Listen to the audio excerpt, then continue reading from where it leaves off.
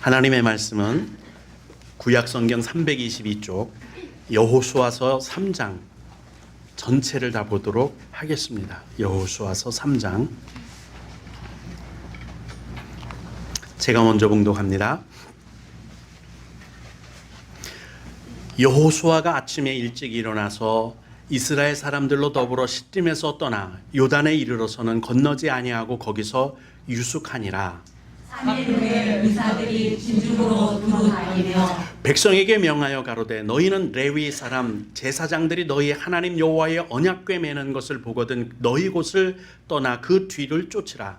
그러나 너희와 그 사이 상거가 2000규빗을 매개하고 그것에 가까이 하지는 말라. 그리하면 너희 행할 길을 알리니 너희가 이전에 이 길을 지나보지 못하였음이라. 여호수아가 또 백성에게 이르되 너희는 스스로 성결케 하라.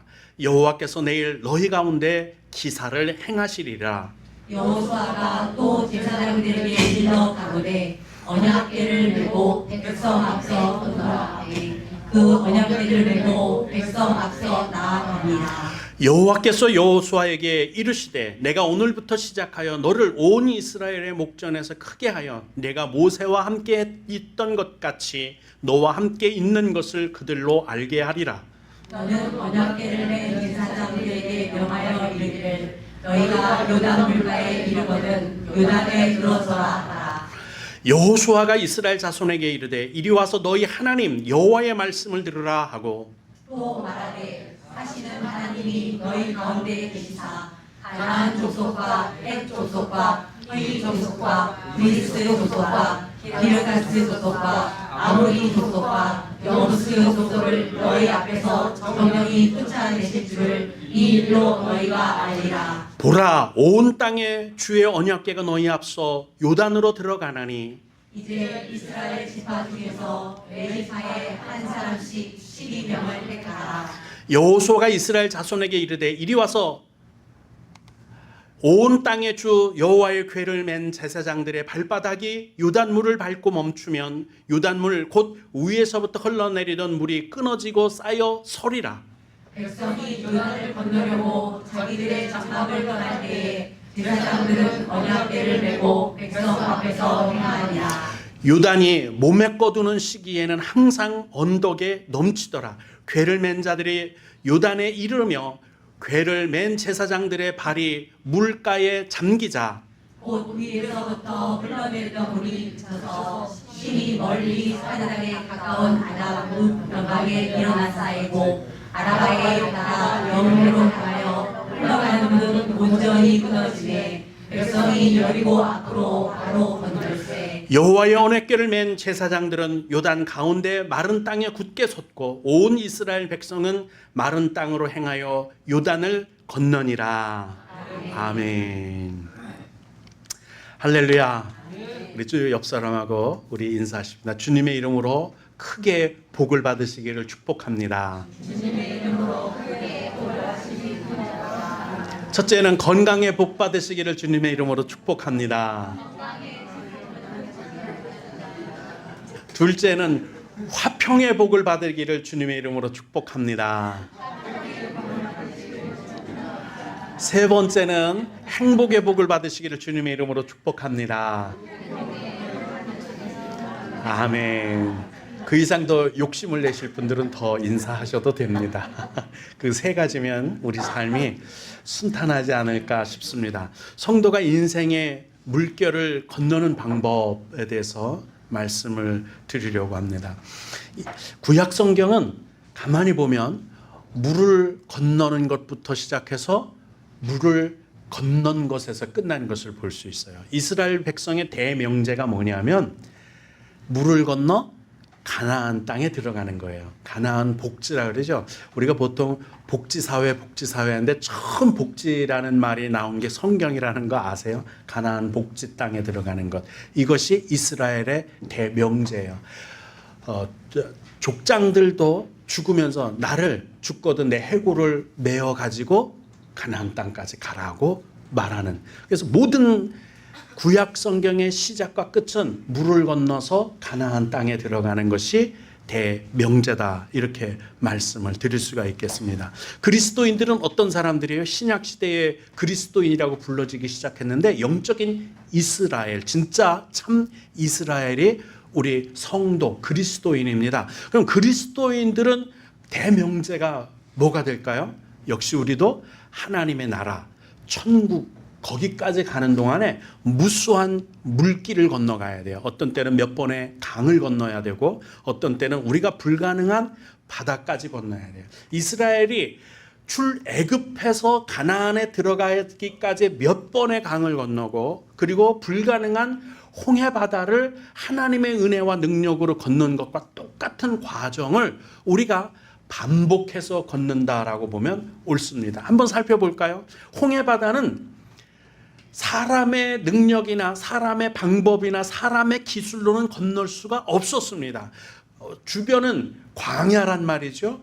나무가 수풀이 우거져서 뗏목을 만들 수도 없었고요. 아무것도 가능하지, 혹시 뗏목을 만들 수 있다 하더라도 시간적인 여유가 없었어요. 우리 인생도 그런 시간적인 여유가 없어요. 누구든 세월이 비껴가는 사람이 없거든요. 애굽 군대가 뒤에서 추격해 오는데 이 홍해 바다를 건널 준비를 미처 하기 전에 애굽 군대가 당도하게 되어 있습니다. 우리 인생은 내가 미처 영생에 대해, 내 생명에 대해, 내 인생의 참된 목적을 깨닫고 알고 그 인생의 목적대로 사는 것을 이루기 전에 사망이, 죽음의 세월이 급속하게 쫓아와서 결국은 준비하지 못하고 맞이할 수밖에 없는 이 불가능의 홍해예요. 근데 하나님은 이 홍해를 가르시고 그 홍해를 건너, 사망의 물을 건너 생명의 길로 인도하십니다. 언젠가 말씀드린 것을 기억합니다. 물은 혼돈이다라고 말씀드렸어요. 물에는 생명과 사망이, 심판이 혼재해 있어요. 하나님은 그 사망의 물에서, 혼돈의 물에서 우리를 건져내셔서 생명수, 참된 생명수 가운데로 인도하는 과정 속에 먼저는 홍해를 건너야 되죠.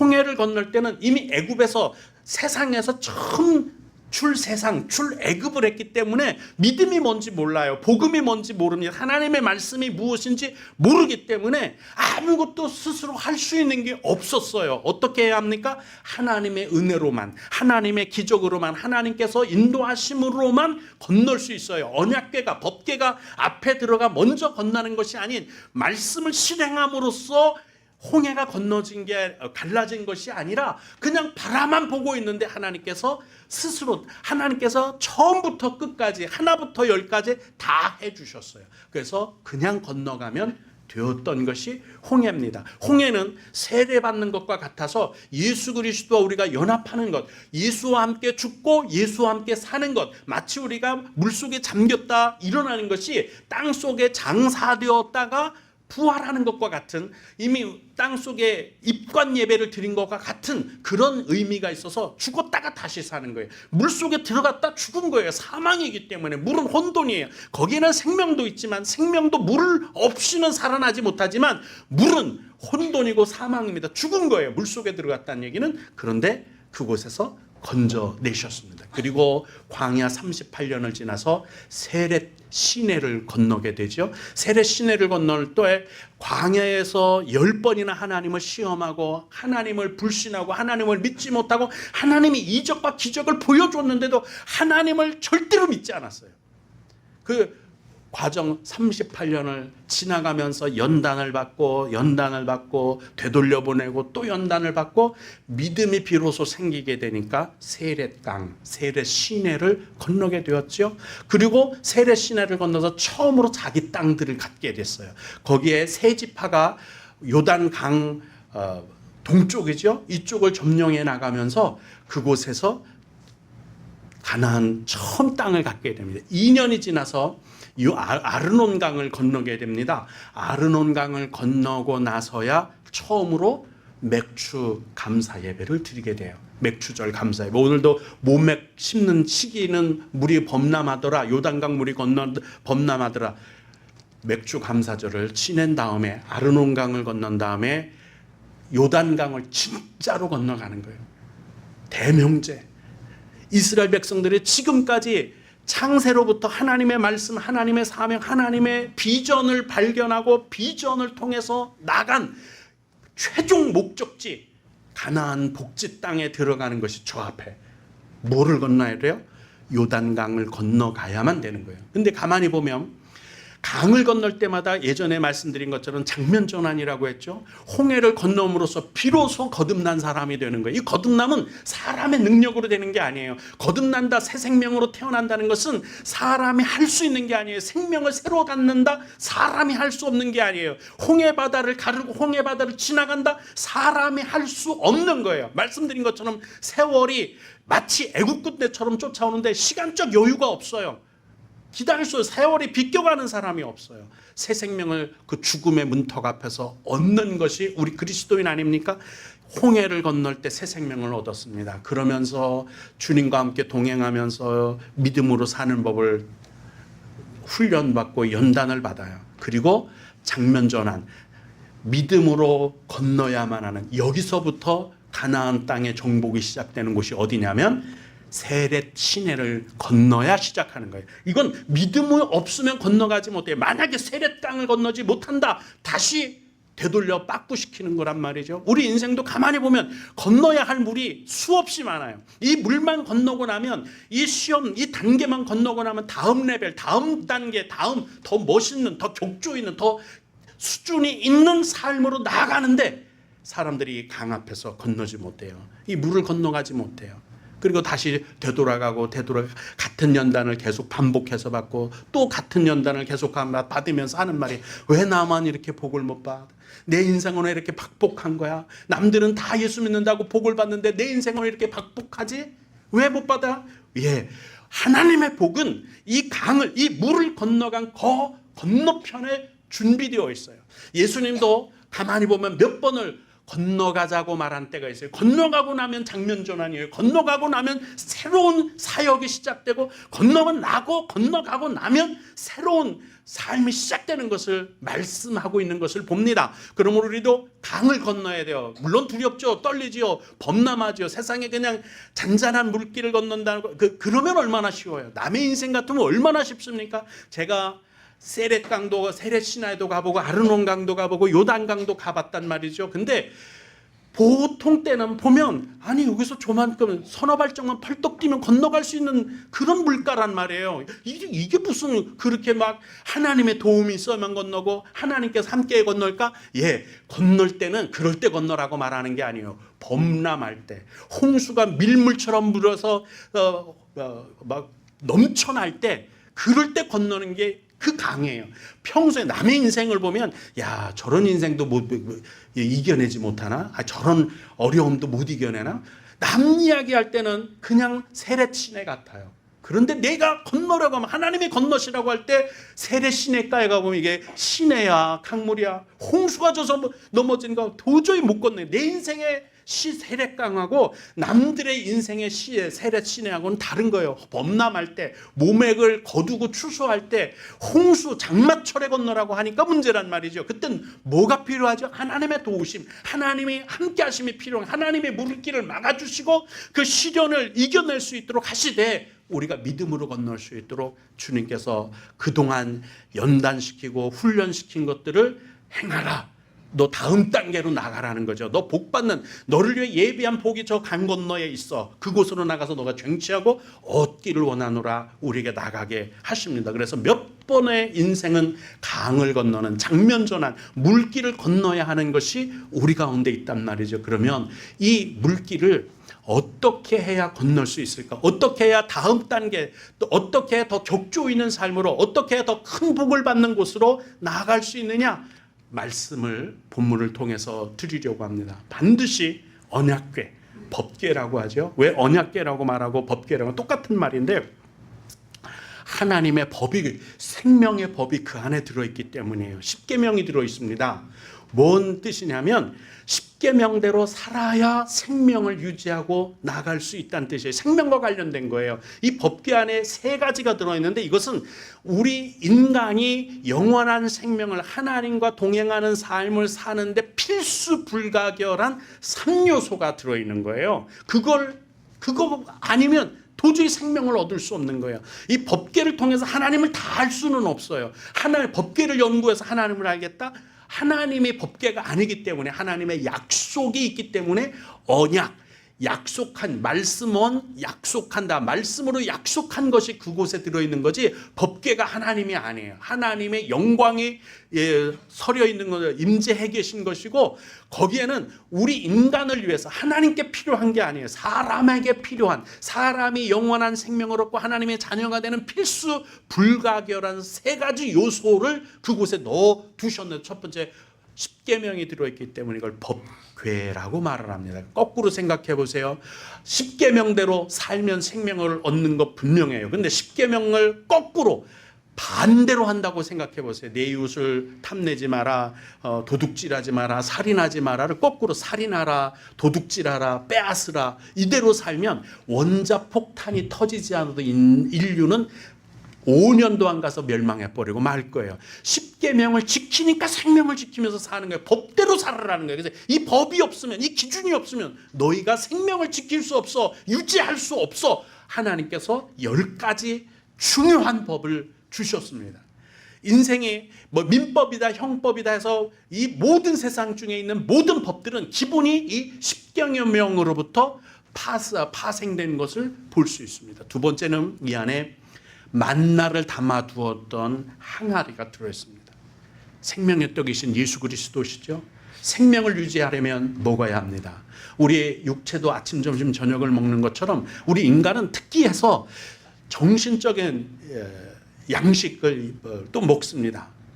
공부해야 되는 거예요. 호기심이 있어요. 배우지 않으면 안 돼요. 그래서 영적인 양식과 정신적인 양식이 있어요. 더 중요한 것, 영의 양식이 있어요. 이걸 먹지 못하면 영생하지 못해. 아무리 똑똑해도, 아무리 지식을 많이 쌓았어도, 아무리 건강하고, 아무리 근육이 튼튼해도, 이순신 장군처럼 헤라클라스처럼 그렇다 하더라도 영의 양식을 먹지 못하면 죽습니다. 영의 양식은 예수 그리스도를 말하고, 하나님의 말씀을 말하고, 하나님의 생명의 공급, 독생자를 말하는 거예요. 그 독생자, 오직 홀로 생명이신 분의 생명이 우리에게 끊임없이 공급돼야 우리가 살 수 있는데, 그것이 뭐예요? 내가 하늘에서 내려온 산떡이다, 내가 하늘에서 내려온 만나다, 내가 너희들의 생명의 떡이다 말씀하신 예수 그리스도를 표징하는 만나가 들어있던 항아리가 거기 있습니다. 마지막으로 아론의 지팡이가 들어있어서 3요소예요. 종교적인 행위를 한다고 하더라도, 아무리 돌을 닦고 인격 도야를 하고 수행을 하고 참선을 해도 생명이 없으면 아무것도 아닙니다. 아론의 지팡이는 어느 날 모세가 뚜껑을 열었더니 싹이 나고 가지가 잎이 나더니 살구 열매를 맺었더라고 말씀하고 있어요. 지팡이는 죽은 것 아니에요? 지팡이는 우리를 인도하는 양들을 몰아가는 목동들이 가지고 있는 것이 지팡이란 말이죠. 이리저리 이렇게 인도해 나가는, 우리 지금 말로 하면 내비게이션 같은 거라고 할까요? 이 지팡이가 생명이 없는 종교, 생명이 없는 인간의 노력이라면 아무리 애쓰고 아무리 힘써도 할 수가 없는 거예요. 뭐 방법이 없는 거예요. 근데 아론의 지팡이는 죽은 것 같았는데 어느 날 싹이 나더니 열매까지 맺었어요. 그것도 살구 열매를 맺었어요. 살구는 비전이라고, 이상이라고 말씀드렸죠. 우리가 바라보지 못할 것을 영안을 뜨고 바라볼 수 있는, 생명을 바라보고 영생을 바라보고, 도저히 인류가 바라볼 수 없는, 과학으로, 의학으로, 인류의 모든 노력으로도 바라볼 수 없는 영생을 바라볼 수 있는 이상, 바로 그리스도의 복음. 그래서 아론의 지팡이, 그 생명의 부활의 영광이 열매 맺었던 그 지팡이가 그 안에 있는 거예요. 이게 우리 인간을 위한 3요소예요. 영생을 위한 3요소예요. 그게 필수. 그래서 이걸 언약, 하나님이 약속하신 괴짝이다, 그런 뜻이고, 법궤, 하나님의 법, 생명의 법이 들은 괴짝이다. 그래서 법궤 또는 언약궤라고 한단 말이죠. 그런데 이 법궤를 반드시 앞세워서 건너가야 인생의 몰아닥친 물길을 건너갈 수가 있습니다. 법궤가 법계를 앞세우지 않는 삶은 그리스도인의 삶이라고 할 수 없어요. 자기 지식대로 살고 자기 고집대로 살고 자기 판단대로 살고 자기 생각대로 살면 도저히 방법이 없어요. 하나님은 그렇게 해서 영생이 없는 걸 알기 때문에 내가 너에게 제시하는 말씀에 청종하라고 말씀하고 말씀대로 준행하는 삶을 살으라고 말씀하고 이대로 하면 내가 너에게 영원한 생명을 주겠다 이렇게 말씀하는 거예요. 그리고 여호수아서 오늘 본문 4절에 보면 너희가 행할 길을 알리니 어떻게 하면 법궤를 쫓아가면이에요. 법궤가 앞서가는데 우리가 뒤쫓아가게 되면 그러면 우리가 행할 길을 알게 된다는 거예요. 이게 내비게이션이죠.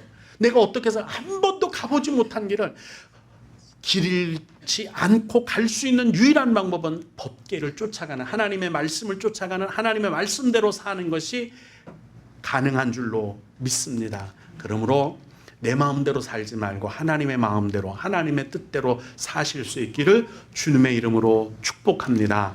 그리고 성결해야 돼요. 이건 반드시예요. 성경에는요 구원에 대한 말씀뿐만 아니라 병행해서 성화에 대해서 끊임없이 말씀하고 있어요. 아니 구원받는데 뭐 착하게 사는 게 무슨 하나님의 뜻대로 사는 게 뭔 필요 있어? 그냥 구원만 받으면 되지. 그런데 성경은 그렇게 말씀하시지 않고 구원을 받으라고 말씀할 뿐만 아니라 날마다 너희가 죽어라. 날마다 십자가에 너희가 죽고 다시 살아라. 예수 그리스도의 성품으로 계속 거듭나서 온유하고 겸손한 예수 그리스도를 닮아가라고 말씀을 하고 있어요. 내 삶 가운데 내 성격대로 내 마음대로 내가 불같은 내 지금까지의 습관과 버릇대로 사는 것이 아니라 자기를 죽이고 자기 성질을 죽이고 또 삶의 모습으로 말하는 것과 행하는 모든 것들을 온유하고 겸손하게 내 생각 자체가 예수의 향기로 예수의 성품으로 예수의 성격으로 드러나면 말하는 것 행하는 것 눈빛조차도 다 온유해지고 겸손해질 수밖에 없어요. 인격 도야하라는 게 아니에요. 수행하라는 게 아니에요. 윤리적인 삶을 말하는 게 아니에요. 법적이고 도덕적인 삶을 말하는 게 아니라 예수 그리스도의 심장으로 살으라는 거예요. 이게 성화예요. 성화. 중심이 변하는 거예요. 위선과 가식으로 그냥 눈웃음으로 해결하는 이런 에티켓, 교양 있는 삶을 말하는 게 아니라 진심, 내 마음속에 예수의 향기, 예수의 인격, 예수의 생명으로 드러나는 온유함과 겸손함이 내 삶을 장악하는 것을 말씀하고 있는 겁니다. 성결하게 하라. 하나님은 우리가 복받는 길로 나가려면 반드시 이 물, 장면전환, 반드시 지금까지 수련하고 연단받고 시험 받았던 것을 시험을 통해서 넘어가는 기말고사와 같이 넘어가는 다음 단계 더 높은 레벨로 올라가기 위해서 한 번은 물을 건너게 하시는데 그 물을 건너기 위해서는 성결해야 한다. 언약궤를 앞세워야 한다. 말씀대로 살아야 한다. 이것을 말씀합니다. 스스로 성결하게 하라. 여호와께서 내일 너희 가운데 기사를 행하시라. 아이 착하게 사는데 무슨 기적이 일어나? 온유하게 사는데 웬 기적이 일어나? 예수의 성품을 닮아가는데 성화되는데 무슨 기적이 일어나? 예, 우리는 양과 같아서 세상에 나가서 늑대와 이리 같은 세상 어둠의 세력과 싸워 이길 방법이 전혀 없습니다. 내가 아무리 근육이 대단하고 뭐 삼손과 같은 힘을 가지고 또 뭐 제갈공명 같은 지혜와 이런 것을 가지고 나가서 세상과 싸워 이기려고 해도 사탄은 마귀의 귀신은 우리보다 더 영악하고 더 지혜롭고 더 놀라운 능력을 갖고 있단 말이죠. 이게 방법이 없어요. 우리는 양과 같아요. 우리는 비둘기와 같아요. 뱀같이 지혜로워지라고 말씀하시는 것은 어떤 말씀이냐면 성결하면 되는 거예요. 그럼 내가 싸워도 이렇게도 이길까? 예, 총칼 또는 내 능력과 권능을 다 동원해서도 사탄을 이길 수 없지만 성결하면 거꾸로 이기게 되는 거예요. 사탄은 다른 건 다 우리보다 더 잘해요. 근데 온유하고 겸손한 건 절대로 우리를 따라올 수 없지요. 사탄은 영악하기는 한데 지혜롭기는 한데 우리보다 더 온유하고 겸손한 그리스도의 생명으로 사는 건 도저히 따라할 수 없어요. 이기는 방법은 그래서 성결하면 사탄을 이기고 승리하게 될 줄로 믿습니다. 이렇게 살아가는데 최종적인 것은 역시 믿음으로 살아야 되는 거예요. 믿음이 없이는 법궤를 앞세우는 것도 성결하게 사는 것도 가능하지가 않아요. 믿음이 없으면 뭐부터요? 법보다도 주먹이 더 빠르다고 자기 생각으로 하나님의 응답받는 것보다 내 뜻, 내 생각, 내 경험을 앞세우는 게 훨씬 빠르거든요. 그러니까 기도하기 전에 먼저 자기 성격이 나가고, 기도하기 전에 자기 습관이 나가고, 기도하기 전에 이미 자기가 생각한 것들로 우르륵 하고 화풀이 다 해놓고 다 쏟아놓고 다 뒤집어 놓고, 그리고 하나님 어떡해요 이렇게 돼버려요. 믿음으로 해야 돼요. 아무리 급박해도, 아무리 문 앞까지 사탄이 쫓아와서도, 세상이 뒤집어질 것 같아도 기도 먼저 해야 되는 거예요. 내 주먹 내보내기 전에 기도 먼저 하고, 내 성질 부리기 전에 기도 먼저 하고, 내가 일을 해결하려고 일어서기 전에 먼저 기도하고, 하나님의 응답대로, 하나님의 우리에게 시키는 대로, 하나님의 말씀대로, 하나님의 감동하시는 대로 해야 할 줄로 믿습니다. 오늘 본문에 이렇게 말씀하세요. 너희가 요단에 이르거든 요단에 들어서라. 행함이 없는 믿음은 아무것도 아니에요. 아무리 좋은 설계도를 고려놔도요, 그 설계도를 가지고 집을 짓지 않는다면 그 설계도는 그냥 그림일 뿐이에요. 그냥 그림이에요. 뭐 의미가 뭐 있어요? 근데 그 설계도를 갖다 놓고 집을 지으면 그게 능력인 겁니다. 하나님이 우리에게 믿음을 주셨단 말이죠. 그 믿음을 가지고 아무것도 안 하고 있으면 그냥 믿음이에요. 죽은 믿음이에요. 근데 그 믿음을 가지고 분명히 불가능하거든요. 분명히 안 될 거 뻔해. 이거 해봤자 안 돼. 성경에 보면 그런 불가능한 것들이 한두 번 있었습니까? 근데 그걸 믿음으로 하는 그 순간 기사가, 기적이, 이적이 일어나죠. 이게 믿음이라는 거예요. 하나님의 기적을 일으켜 주시는 것, 그것을 먼저 믿음을 우리에게 주신 믿음대로 살아라, 그렇게 말씀합니다. 저는 제가 생각해도 이 물을 건너야 할 이유가 분명히 있습니다. 히브리서 10장 38절부터 39절까지 이렇게 말씀합니다. 나의 의인은 믿음으로 말미암아 살리라.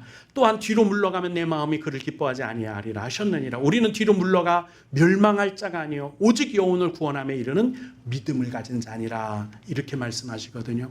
여러분, 이 고난의 과정을 계속 어느 순간 하나님이 원하시는 데까지 우리 가운데 시련을 주시고 고난을 연단을 받게 하시고, 그런 과정을 지난 다음에 반드시 앞에 물을 두십니다. 세렛강을 두시든지 아르논강을 두시든지 요단강을 두시든지 우리 앞에 물을 두세요. 장면 전환을 원하시는 거예요. 지금까지 살아온 시련과 연단을 뛰어넘고 이제 너희가 연단을 받았으니까, 시련을 받았으니까 한 단계 더 상승해야지, 한 단계 더 올라가야지. 그럼 건너자. 그곳에 다른 삶이, 다른 인생이 기다리고 있다. 가자. 거기 내가 예비한 복이 있다. 성경은 지금까지 끊임없이 이스라엘 백성들을 통해서 보여준 게 그거예요. 이 강을 건너, 이 물을 건너야 돼요. 남들이 볼 때는 아무것도 아닌 것 같은데 내가 건너려고 하면 홍수가 범람하는 것처럼 보여요. 도저히 불가능한, 막 밀려 내려오는 그런 풍랑이 있는 바다같이 보여요. 그런데 발을 디뎌 넣으면 그냥 멈추어서 마른 길을, 한 번도 걷지 않은 길이었지만, 한 번도 가보지 않은 길이었지만 마른 길을 건너게 될 줄로 믿습니다. 그곳에 우리의 약속의 땅에 있어요. 그곳에 우리에게 복을 약속하신 것이, 그 보따리가 거기 있단 말이에요. 그러므로 이 물을 건너야 돼요. 우리 삶 가운데 왜 나는 계속 쳇바퀴처럼 되돌이표로 계속 반복해서 같은 시련을, 같은 연단을, 같은 고난을 받지? 물을 건너지 않았기 때문이에요. 창파가 아무리 심한 것 같아도 발을 들여 밀면 하나님의 은혜의 강을 건너가게, 은혜의 바다를 건너가게 하실 줄로 믿습니다. 근데 많은 사람들이 하나님이 왜 자기를 실현하게 하는지, 왜 자기를 연단하는지, 왜 자기에게 고난을 주시는지 이해를 못하는 것 같아요. 이겨냈으면, 그걸 이겨내면 피하지 말고 이겨내야 물을 건너가요. 그 자리에서 피해 다른 데가로 간다고 일이 늑대가 여기는 있고 거기는 없겠습니까? 어둠의 세력이 여기는 있는데 거기는 없을 것 같아요. 이곳에서 뭐 그런 사람들을 제가 봐서요. 내가 여기 도저히 이 교회는 못 다니겠어. 왜요? 나 꼴 보기 싫은 사람이 있어서 이 교회 다니면 내가 속이 뒤집어져서 못할 것 같다. 그거 극복 못해서 피해서 다른 교회 가잖아요. 그 교회에서 그런 사람 만나요. 목회자 중에서도 봤어요. 목사님, 내가 도저히 이 교회에서는 목회 못하겠어. 왜? 그 집사님들이 얼마나 속을 쓰기는지 한 번도 내가 말하는 거에 예스, 아멘 한 번도 해본 적이 없어. 난 도저히 못하겠어. 떠나잖아요. 누구시 꼴보기 싫어서 총회에다 전근시켜 주세요 해서 다른 교회로 전근을 갔어요. 그곳에 가서 들려오는 얘기 똑같은 사람 거기 또 있더래요. 네. 인생은요, 피해서 될 일이 아니에요. 여기도 늑대가 있었으면 거기도 늑대가 있어요. 여기도 나를 긁는 사람이 있으면 저기도 긁는 사람이 있어요. 이거를 물을 건너가고 나면 어디 가든 그런 사람 다시는 없어요. 하나님은 그거로 또 동일한 걸로 같은 연단을 주시는 법이 없어요. 이것만 아니라 우리 삶 가운데, 인생 가운데 이런 많은 연단과 시련, 속상하게 하는 거, 아프게 하는 거, 고통하게 하는 거, 나를 찔러 상처나게 하는 것들이 무수하게 많은데, 이거를, 이 연단을, 이 시련을 극복하면 어떻게 해야 되느냐? 물을 건너야 돼요. 물을 건너면 거기에 다른 세상, 다른 상승된 격조 있는 인생이 거기서 기다리고, 그 복이 거기 기다리고 있죠. 그 복을 받으려면 이 물을 건너야 돼요. 그래서 그리스도인은 인생의 물결, 인생의 물을 건너야 되는데, 이 세 가지 방법, 법궤, 언약궤를 앞세우고 성결하게 해야 돼. 자기 자신을. 그 다음에 믿음으로 건너야 돼요. 우리 믿음으로 이 물길을 건너야 할 이유가 분명히 있죠. 은혜와 복이 거기 있기 때문에. 다른 삶, 격조 있는 삶, 상승하는 삶, 단계가 높은 삶이 거기 있기 때문에. 그리고 최종적인 것은 우리 대명제, 이스라엘이 가나안 복지 땅을 목표로 달려갔다면 우리 또 물길을 건너고 또 물을 건너고 또 물을 건너서 계속해서 장면전환, 계속해서 상승하는 성화 단계를 계속 건너가면 마지막 하나님의 나라가 기다리고 있는 그 대명제, 천국, 하나님의 나라가 우리의 최종 목표, 그곳을 가야 하기 때문에 이 물을 건너야 할 줄로 믿습니다. 기도하시겠습니다. 은혜의 하나님 아버지, 감사를 드립니다. 연약합니다. 부족합니다. 우리가 오직 바라는 것은 성령께서 우리를 도우셔서 연단 중에도 실족하지 않고 넘어지지 않게 하시고 말씀을 붙들고 살게 하시며, 하나님은 스스로 예수 그리스도로 본받아 성결된 모습, 성화됨으로 우리의 악한 습관, 악한 버릇, 모든 관습들을 다 버리고 지금까지 내가 살아왔던 인간적인 성격, 성품 다 버리고 예수 그리스도의 성품으로 온유함과 겸손함을 배워 우리의 인생의 짐이 가벼워지고 하나님께서 은혜와 복을 주시는 것을, 평안을, 행복을, 건강을 누리는 삶을 살 수 있도록 날마다 주께서 우리에게 주시는 새 힘을 얻어 물길을 건너가게 하시고 장면 전환되게 하시고 상승하는 삶, 격조 있는 삶, 단계가 높아지는 삶으로 나아가 결국은 하나님의 나라까지 당도하게 허락하여 주옵소서. 예수 그리스도 이름으로 간절히 기도드리옵나이다. 아멘.